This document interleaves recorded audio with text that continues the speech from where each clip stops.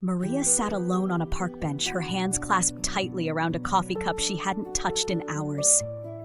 The late afternoon sun cast long shadows across the pavement, but Maria barely noticed. The warmth of the day never reached her, not her skin and certainly not her heart.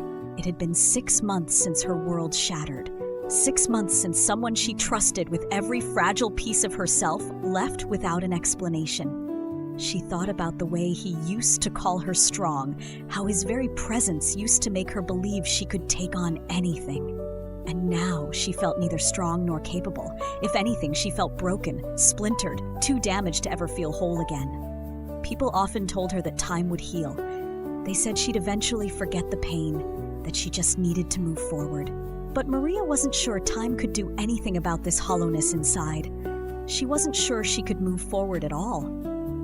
Her journal was still resting next to her on the bench, untouched. In the past, she had written pages and pages when the hurt felt like too much, bleeding her emotions onto paper and begging for relief. Today, though, words wouldn't come. There were no metaphors for what she felt, no analogies for wounds so deep you couldn't even see where the knife entered. It was pure silence, and in that silence, Maria sat, disconnected from the world she used to love. As the fountain nearby bubbled softly, Maria's eyes drifted upward. Across the park stood a family, a father helping his daughter wobble her way onto a bicycle for the very first time. She tightened her jaw as tears gathered beneath the surface. That joy, that purity, in another life she'd have smiled. But today, joy felt like something meant for other people. People who hadn't been crushed. People whose faith hadn't been pushed to its limit. In the stillness amid her turmoil, a question echoed, not aloud but deep in her soul. She had asked him many things before, but this was different. Maria didn't just want to understand the pain. She wanted to know why he had let her break like this, why he hadn't intervened, why the comfort she'd begged for felt absent in her darkest hours. And so Maria sat there, staring past the family in the distance and into the sky, waiting for an answer she didn't expect would ever come. But then, something shifted, not in the skies, not in any dramatic vision, but within her. It was small at first, like the quiet lifting of a veil. Against all reason, Maria felt herself whisper, "Help me." Her words were barely audible, more to herself than anyone else. But she knew God had heard them. And something about saying them out loud cracked open the tight, bitter space inside her. Maria wasn't sure what kind of answer to expect, if any. But as the minutes passed, she realized something new. Not everything in her life was falling apart. Yes, her heart was wounded.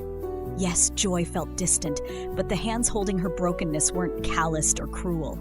They were kind, they were steady, and they knew exactly how to piece her shattered soul back together. Every day after that whisper wasn't perfect. Maria still wept for what she lost. She still had mornings where moving felt impossible. But in the midst of every tear and every moment of anguish, God pressed the edges of her heart toward healing. He didn't promise her quick restoration, not the kind tied up with pretty ribbons and instant joy. Instead, he promised her presence. His presence. She found it in unexpected moments.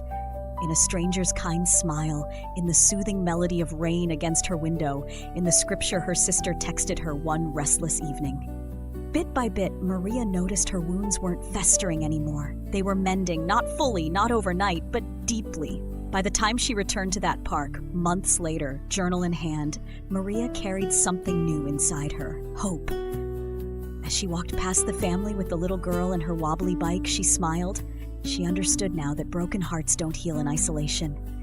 It takes hands larger than yours, hands that stitch together what seems irreparable. And God's touch, the one she had doubted, the one she had quietly reached for in desperation, had been there all along. For anyone brokenhearted, Maria realized it's okay not to have all the answers. It's okay to hurt, but healing comes in surrender.